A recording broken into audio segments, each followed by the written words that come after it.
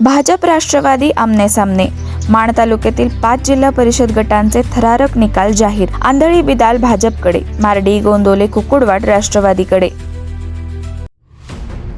माण तालुक्यातील जिल्हा परिषद निवडणुकीचे निकाल जाहीर झाले असून या निकालांनी तालुक्यातील राजकीय चित्र स्पष्ट केलं आहे. भाजप आणि राष्ट्रवादी काँग्रेस यांच्यात अनेक गटांमध्ये थेट लढत पाहायला मिळाली, तर काही ठिकाणी विजयाचा फरक मोठा तर काही ठिकाणी अत्यंत कमी राहिला. सर्वप्रथम आंधळी जिल्हा परिषद गटाचा निकाल पाहूया. या गटामध्ये भारतीय जनता पक्षाच्या सोनल गोरे यांनी राष्ट्रवादी काँग्रेसच्या दीपाली जगदाळे यांचा मोठ्या फरकाने पराभव करत दणदणीत विजय मिळवला. सोनल गोरे यांना 21,420 मते मिळाली, तर दीपाली जगदाळे यांना 2,839 मते मिळाली.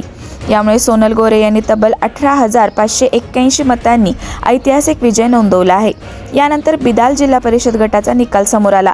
या गटात भाजपच्या अलका जगदाळे यांनी रासपच्या लता बरकडे यांचा स्पष्ट फरकाने पराभव केला आहे. अलका जगदाळे यांना 15,283 मते, तर लता बरकडे यांना 5,115 मते मिळाली. बिदाल गटात अलका जगदाळे यांनी 10,168 मतांनी विजय मिळवत भाजपची ताकद दाखवून दिली आहे. मार्डी जिल्हा परिषद गटात मात्र लढत चुरशीची ठरली. या गटात राष्ट्रवादी काँग्रेसच्या सोनाली पोळ यांनी भाजपच्या डॉक्टर भारती पोळ यांचा पराभव करत विजय मिळवला.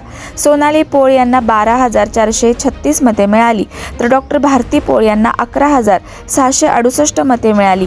त्यामुळे सोनाली पोळ यांनी अवघ्या 768 मतांनी विजय मिळवत मार्डी गट राष्ट्रवादीकडे कायम ठेवला. गोंदोले बुद्रुक जिल्हा परिषद गटात निवडणूक शेवटच्या फेरीनंतर रंगतदार ठरली. या गटात राष्ट्रवादीच्या शीतल रणपिसे यांनी भाजपच्या सावित्री शीलवंत यांचा अत्यंत कमी फरकाने पराभव केला.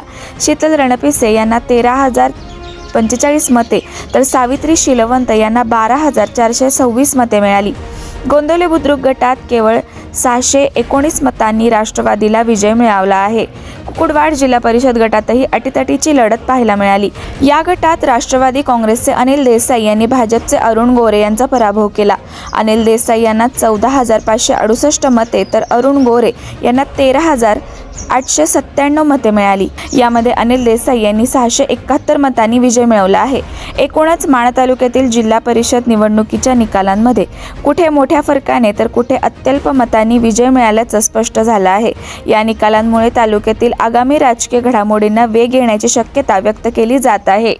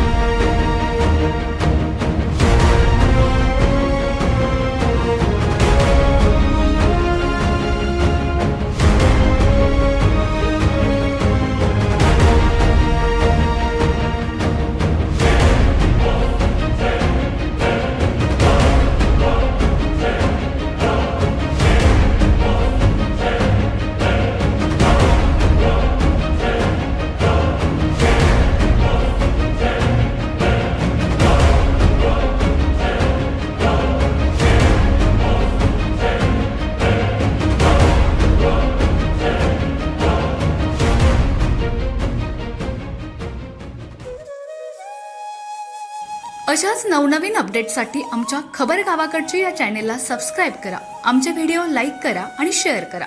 धन्यवाद.